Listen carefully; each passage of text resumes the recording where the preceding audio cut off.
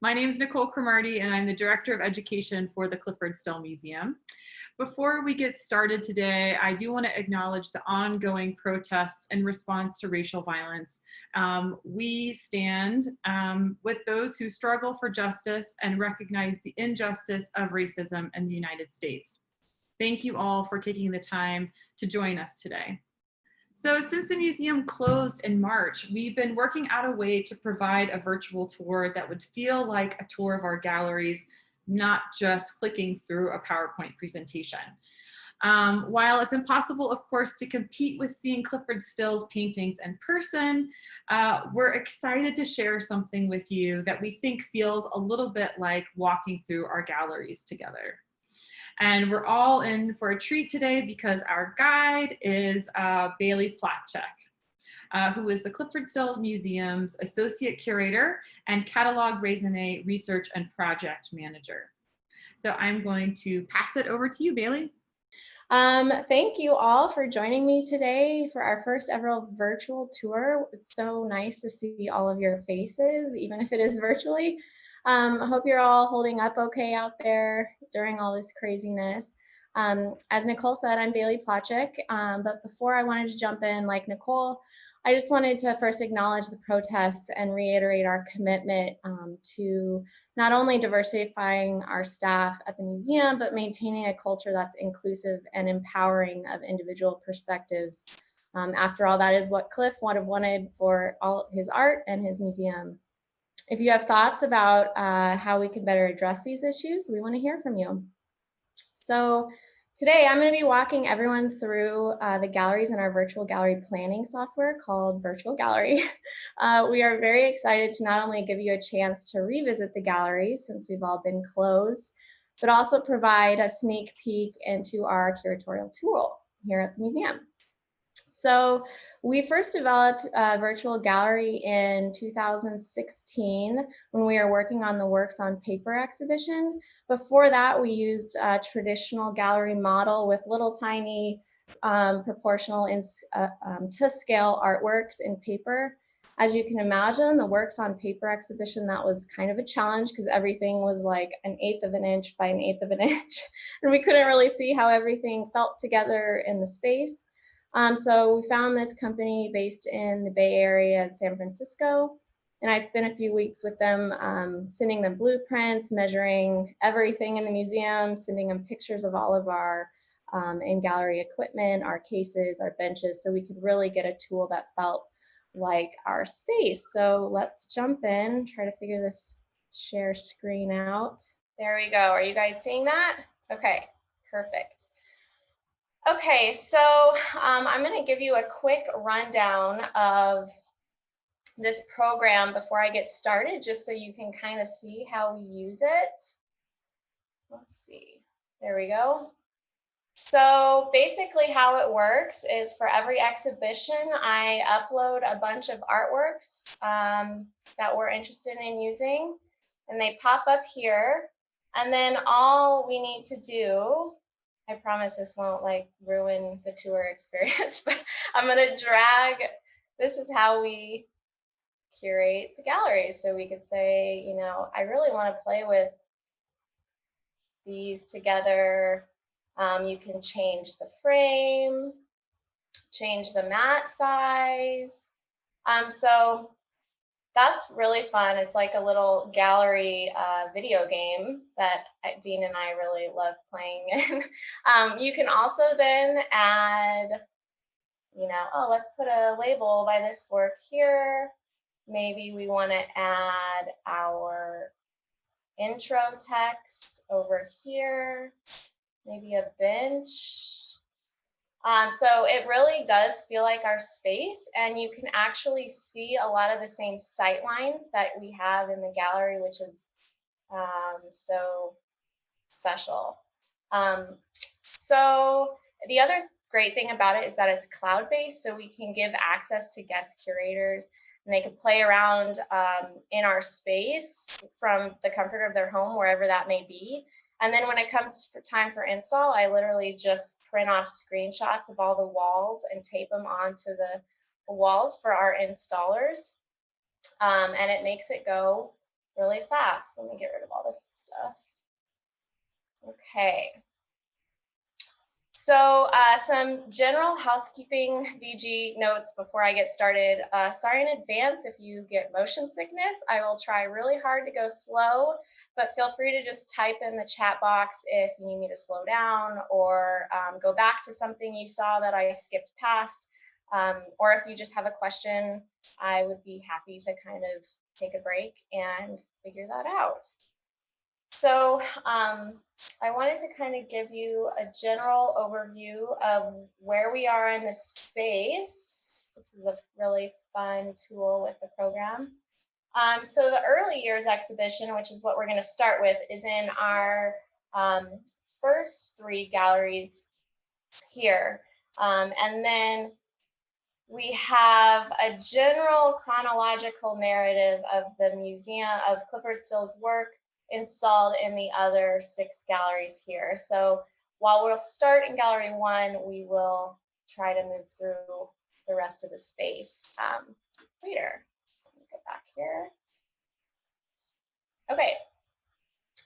So this gallery kicks off the early years exhibition, which is curated by Patricia Failing, who is a guest curator and professor emeritus at University of Washington. And it really covers the time between 1920, when Still was about 16 years old, and 1933, when he enrolled as a grad student in Pullman. Most of what I'll be saying comes directly from Patricia's research. All of her research did amazing things for filling in a lot of our historical blanks and gaps that we have. We don't have a lot in the archives covering this time, and he really didn't talk about it that much.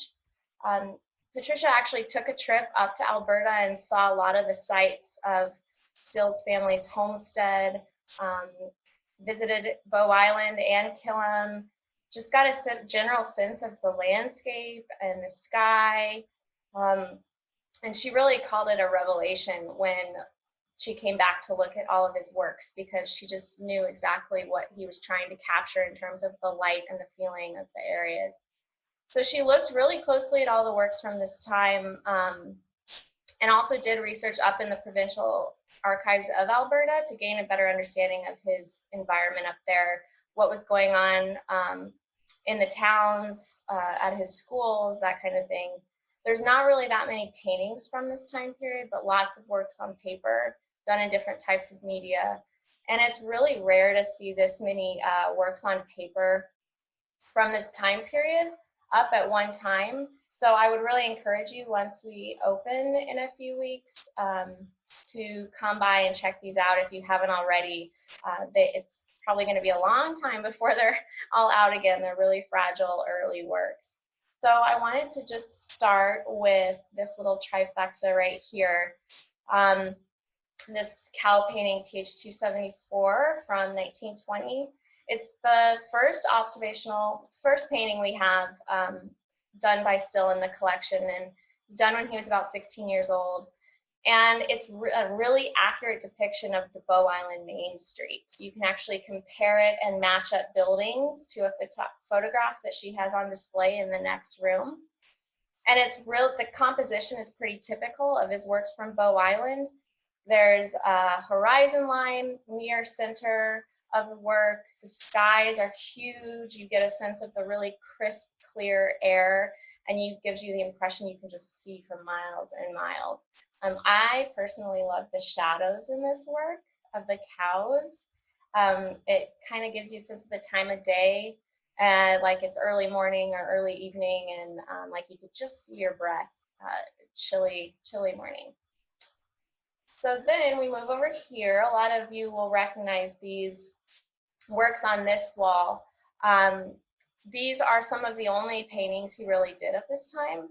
And Patricia grouped them on this wall to show you kind of every aspect of the grain industry at the time. The loading of grain into freight cars, the arrival and the leaving of trains was really central to the economy of this area. And Still was really a geek, as Patricia puts it. He was interested in depicting every socioeconomic aspect of these industries. And if you look at the history of Bow Island, you'll find it was established along the Canadian Pacific Railroad. And they needed water towers for steam engines. So where towers were built along the tracks, little towns grew up around them. And a lot of these towns were only about 7 or 8 miles apart. And these railroads also leased the land along the tracks to grain companies who built grain elevators right along the tracks. So that's what you're seeing in a lot of these early still works. And they really show the heart of the grain and railroad industries in Canada at this time. I like to think of the trains in these works as Still's lifelines to civilization before lifelines were really a thing in his work. We'll talk about that concept a little later, but his daughter Sandra has mentioned this to me a couple times, that they were so important to him because they were his link to the big cities where things were happening culturally, and he felt like, you know, it was his link to human contact. You may see you can see the skies in these 3 on the left. They're really dramatic, Turner-esque skies, and shows that he was really an adventurous painter already in 1927. It's only 7 years removed from this little cow painting over here, but you can see how much he's grown as a painter. And Patricia, in her research, showed, unlike what we thought before, even though it was only 7 years, he had a lot of training in between that time, which is different than what we originally thought of him as being kind of a self-taught artist.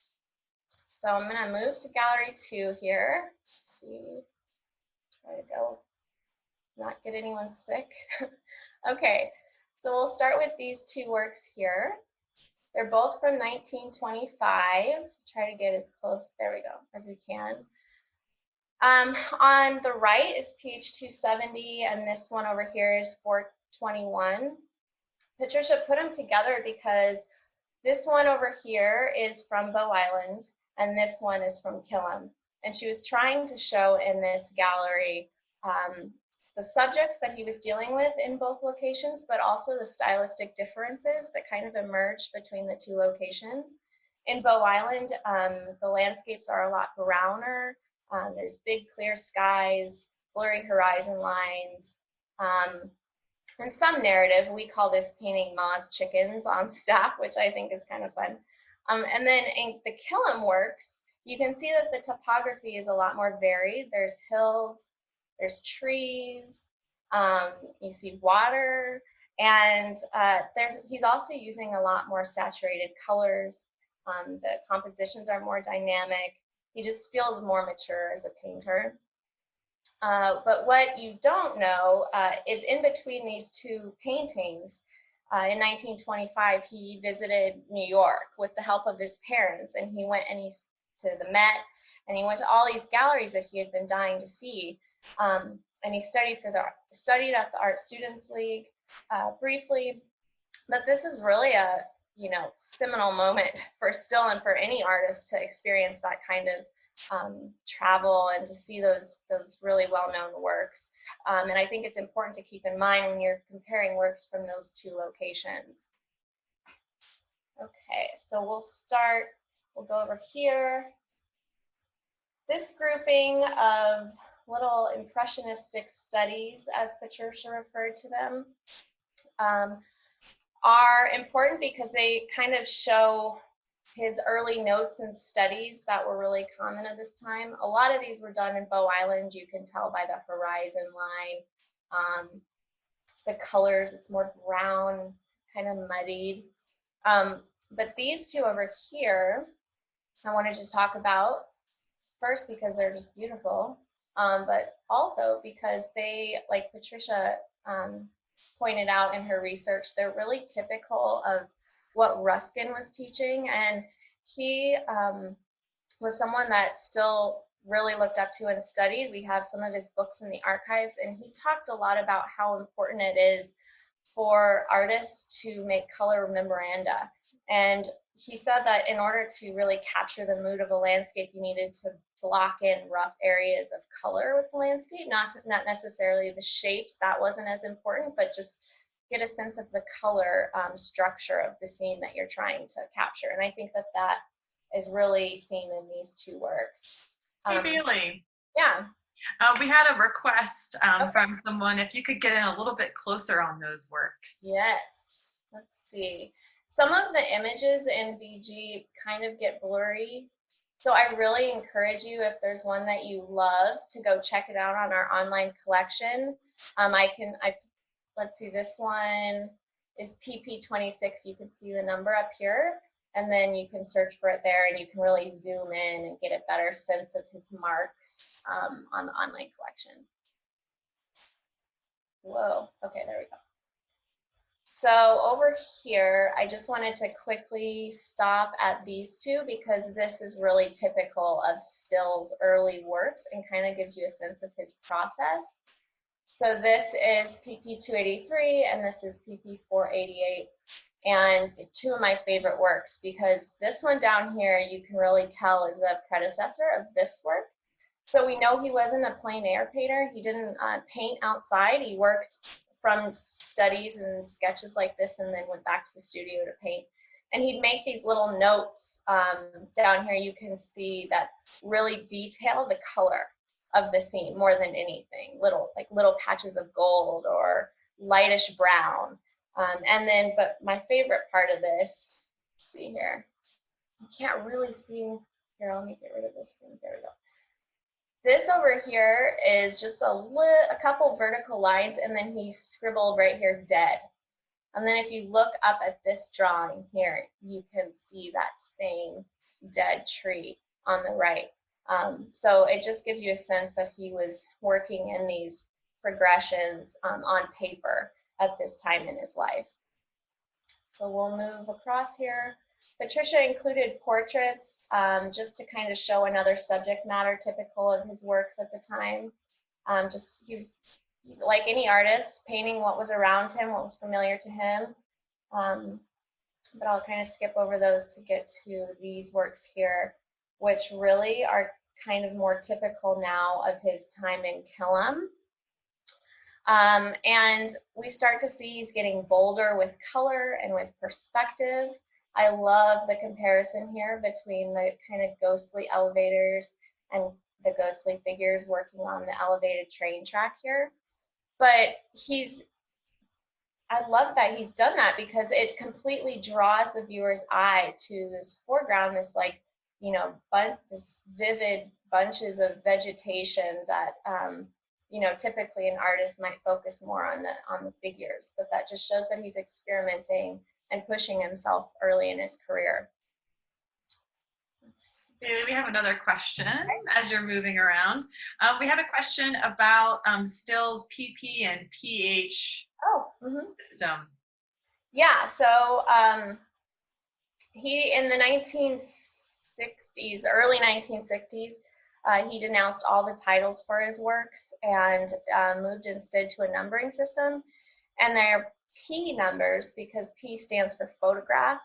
So he wasn't necessarily numbering the artworks themselves, but the photographs of the artworks in his inventory. And so he started by inventorying the paintings, which he gave PH to stand for photograph. And then they moved to inventorying different media. So PP stands for photograph of a pastel. PD stands for photograph of a drawing, and so on. Okay, so we'll wrap up this gallery here. In 1928-29, he goes back to New York to study at the Art Students League again, and when he comes back, he's still depicting farm life, but his figures all of a sudden have a ton of dynamism and action, and they're shown working, and it's a really modern view. If you think about what was going on in New York at the time with the Ashcan schools kind of dying down, regionalism was kind of starting to pick up. I always think of George Bellows with this painting. If you think of his really famous boxing picture, we actually have 4 or 5 clippings of that in the archives. And I think it's a really interesting comparison when you think of the masculinity and the action of that image. And he was a prominent figure in New York when Still would have been there. So it just shows that he was paying attention to what was going on in American art and pushing himself when he got to Pullman as a student. So let's move into gallery 3 quickly. As you can see, these are not early works. This is the last gallery of the early works exhibition, and Patricia wanted to include these just to give people an opportunity to kind of compare his early works to some of his latest works. She makes it really clear that we should all be careful doing that, because Still was very adamant that these paintings were not landscapes and not about the prairie. But I think it's interesting when you look at how Still his sense of color was developing in Killam, as well as his perspectives on open space. And when you look at these works, you kind of start to feel those themes echoing a little bit. Just some kind of oddballs to point out, which I love that she included these 3 works in here, because they're pretty rare, and I would really recommend checking these out on the online collection. But this painting is PH884 and Still did it with a roller. It's one of only a handful that he did with a roller. This one, it's a really bad image, I'm sorry, but he applied paint, we think, directly out of a tube on this one. And then this one, he has this really strange horizontal plane, which I think is obvious why Patricia wanted to include that in comparison with Horizon. But all 3 of those are really rare examples of his later works and fun to check out online. All right, so let's move into gallery 4. Sorry, let me just orient. There we go. I would just say I really recommend the exhibition catalog for that exhibition if you are interested in learning more about his biography. Her research really was groundbreaking, and we learned a lot about that time period. So this gallery picks up in 1934 when he's a grad student in Pullman, and it really kind of shows you some of the dramatic stylistic shifts that took place in the mid to late 30s as he moved towards abstraction. These 2 works are from, this one on the right is from 34-35, and this one's from 36, PH77. And it shows that, while he's still working with the human figure and the figure's relationship to nature, he's starting to use his figures to express. He's elongating arms, stylizing facial features, exaggerating hands, got dramatic lighting in this one. And this shift really originated in his works during his time at Yaddo between 34 and 35, those summers. And it was an artist retreat, and he realized he was bored with just painting what everyone can see in the external world, and moved instead towards this idea of painting as an expression of inner comprehension.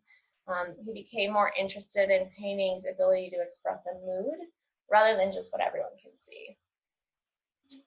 So one example of that idea is this group portrait here.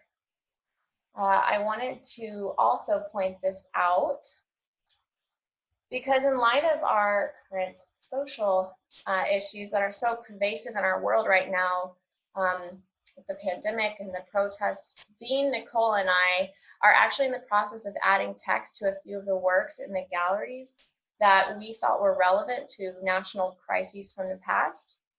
And we thought it might help offer some new connections or points of reflection during these times when we reopen. So look for that if you are in our galleries coming soon. This painting stood out in that context for its connection to the Great Depression, and which, we all know was a time when a ton of painters and photographers focused on the working class Americans who were dramatically impacted by prolonged periods of unemployment. And, a lot of those are so emotional, those artworks created during that time. And similarly in this painting, we see these faceless figures with hollowed eyes and distorted, grotesque bodies. And I think it's a pretty harrowing expression of what Still was seeing and feeling as someone with firsthand knowledge of how the Great Depression was impacting farmers and workers. Bailey, we have a question about that one from Okay. Gina. She Okay. says, this one has always intrigued me. What do you think she is holding? Her breast? A precious something? We've had this debate a lot. And every time I look at it, I think it's something different. I think it's her breast in this particular work.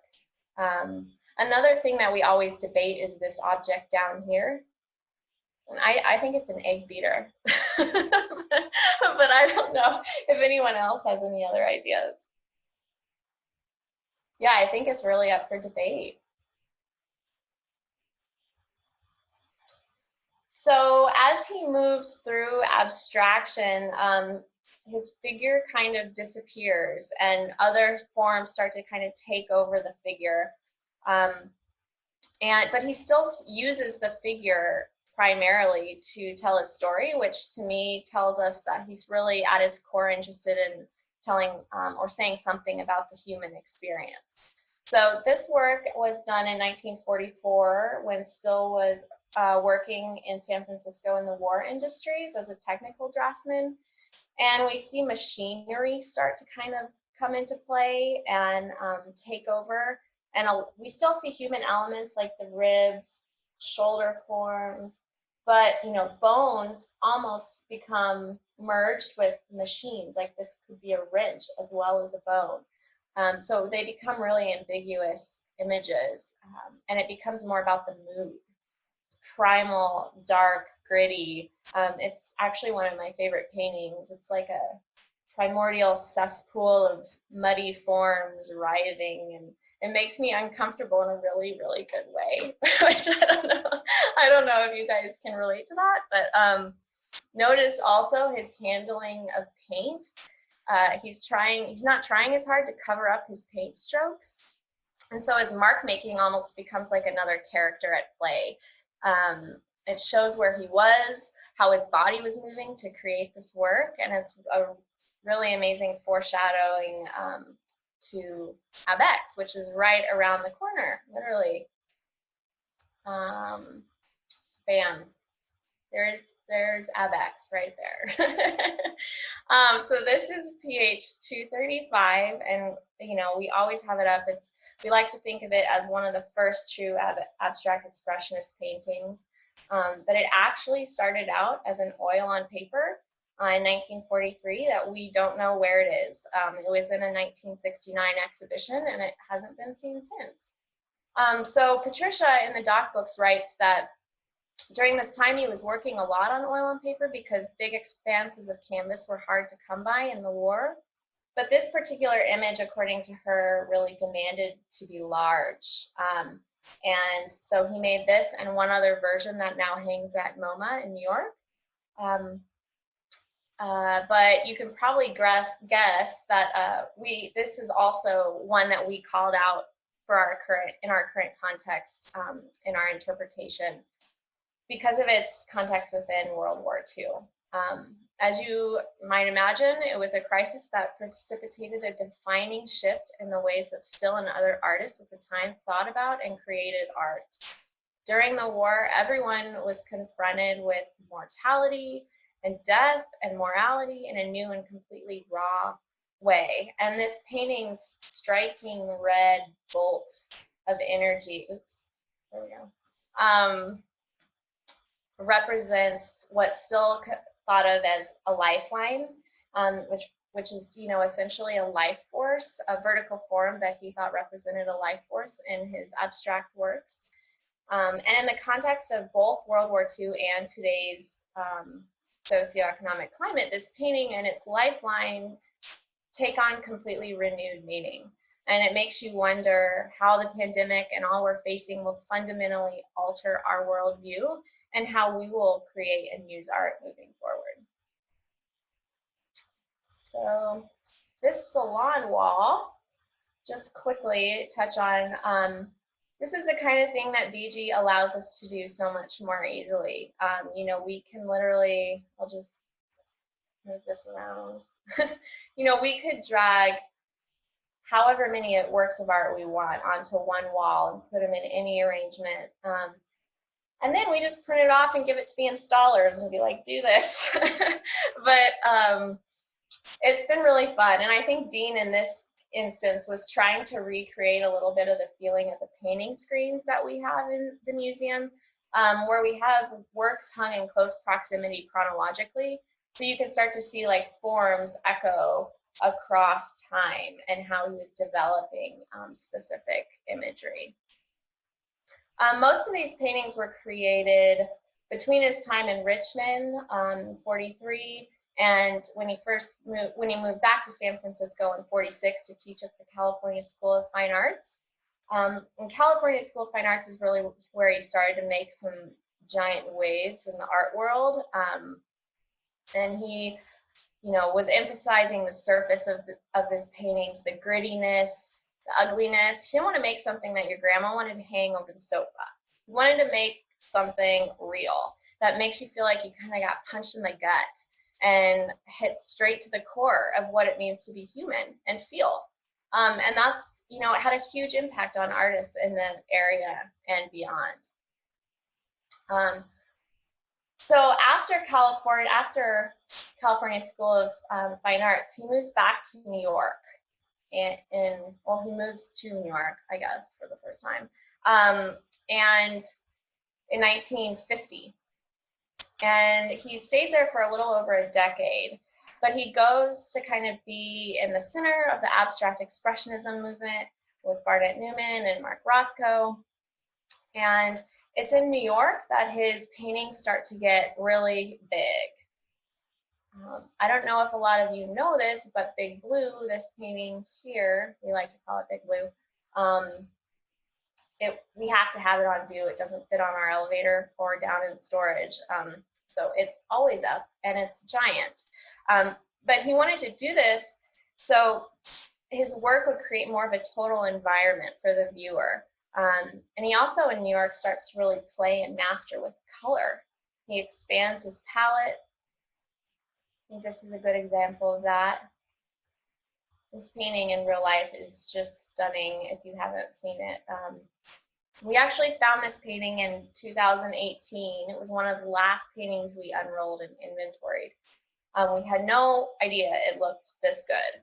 All we had of this was like a one inch crayon sketch on a little tiny sheet of paper. And it actually looked nothing like this. So we unrolled it and I think like silence fell over the room. But we hadn't seen anything from this time period in a couple years in inventory too. So it was a really special moment, but I don't think it's been off view since we found it.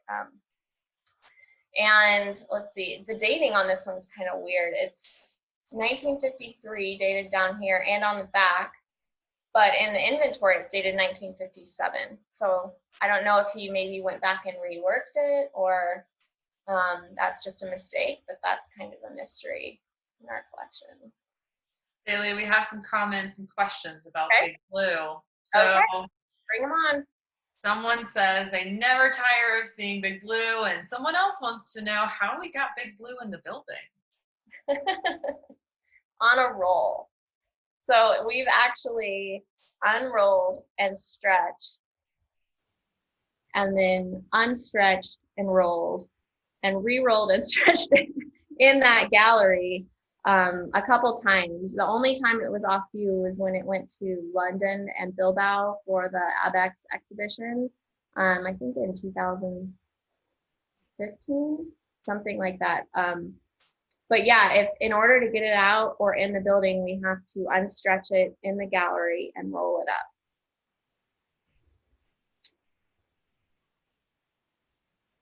Is that the only one? Thanks, that's it. Okay.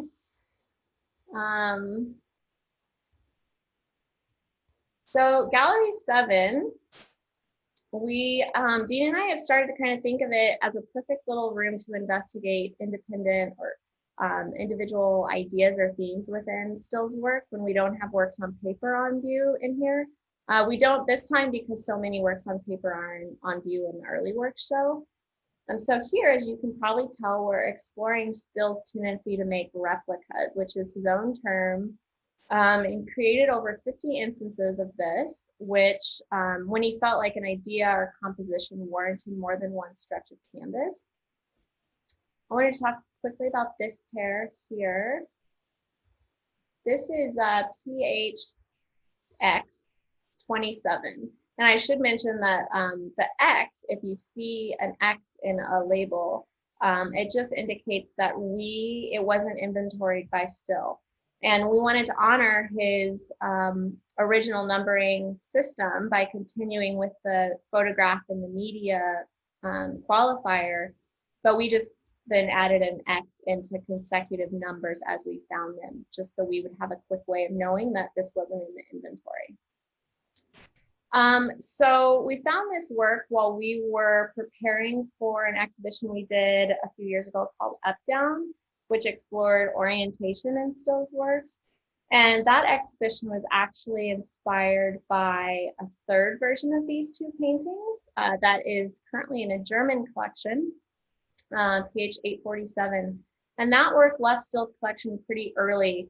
And it was actually shown two ways, with the orange up and the orange down in Still's lifetime. And we pulled out this one, PH 244, which we knew we had, to see if we could kind of find any indicator of which way was right, if there was a signature or an arrow. Lo and behold, it has nothing. So we didn't learn anything. But a couple weeks later in inventory, then we found this. And it was like another chance. Oh my gosh, we have another one. Is there an arrow on this one giving us some indication of which way? And of course there's not. But we did learn that, there we go. This one is dirty on all four corners. So it's my opinion that this one over here and the one in the German collection were painted originally with the orange up, because that's the way they're shown in the documentation books. And then at some point, the other one got flipped around, Still saw it. We know who saw it and didn't correct them. It was actually at the Whitney. And then I'm guessing he came back and was intrigued and painted this one and was flipping it around while he was painting it, or maybe after he was painting it, just to kind of play with the composition and see which way he liked. And that may give us a hint on why he didn't inventory this, because it was maybe more of just an experiment for him. Who knows? We'll never know. Bailey, we have a request that you could never fulfill on a real tour. This is something you could only do in this virtual world, but we have a request from Patrick. Could you flip it to see how different it would look? So I would have to get into the back end of the program and re-upload. Oh, wait. No, I can only rotate benches. I can't rotate artworks. But we have uploaded them both ways. And actually in Up Down, we showed these two, one up and one down. So you could kind of make your own decision on which way you thought was right. Okay, he says thanks anyway. You could rotate your whole screen. Yeah, really. Okay, so in Gallery 8, this is kind of a continuation of his time in New York. Most of these are later in New York, when big murals and interlocking forms kind of became his thing. I wanted to talk about this one here, and then I know we're getting close to time, so I'll move quickly. This is also an uninventoried work. It's PHX 26. And I wanted to talk about this one because it's the third that we kind of pointed out or pulled out for the to add a layer of interpretation and context with today's events. So we don't really know the date on this one because it wasn't inventoried. We've assigned it circa 1955 because of formal similarities with other works in his body of work, but also the context of what other paintings were on the roll that we found it on were all like 1954 to 56. So we highlighted this for its potential connection to the Cold War, and which was a period of heightened tension between U.S. and Russia from around 1947 to 91. And during that time, Americans lived in a constant state of fear that nuclear war could happen at any second. And I think, obviously that's heightened anxiety for everyone in the nation. And when viewed in that context, I couldn't help but read into this work's intense colors and explosive energy. And as we all know, art offers so many of us with the ability to heal from crisis and trauma. And I was kind of enjoying the idea that this painting might reveal Still's own working through feelings of the pervasive anxiety of that time. So typically in here we have all Marilyn works. This is kind of an outlier because this over here is from New York. But this is always one of my favorite galleries because you feel when he moves to Maryland in 1961, you feel like he just kind of takes a big old deep breath in his works. It's like he gets to Maryland and he can just be free to do what he was meant to do. His forms get wings and break free from one another. The canvas can breathe. His palette gets more ethereal. It's like we're back in Gallery 1 with all those Bow Island landscapes. But now, even though there's nothing recognizable in terms of imagery, he's captured the feeling of those landscapes with crisp skies and looking off into vast space. And it's such a beautiful way to wrap up a 60-year career. I'm so excited for everyone to get a chance to delve into this a little bit more in September when we open the Dean's The Late Work show. I think it's really going to knock everyone's socks off. So that's all I've got for you. I'm going to stop sharing really quick. And just make one quick, really exciting announcement that we have been working, because we've been closed, on a way, like Nicole said, to get everyone to be able to experience the galleries on their own time whenever they want. And so we're actually going to be adding this tool to our website, so you can get on and explore as much as you want, play around within the space. So look for an announcement in the coming days, maybe weeks or so for that. I think it'll be really fun. So thank you. That was really great. And thank you all to everyone who was participating. It was so great to see faces we recognized from Denver and Littleton, Grand Junction, and Seattle, and near Still's home in Maryland. It was so great to have you all in our virtual galleries today. If you have any, and Milwaukee, hello Milwaukee.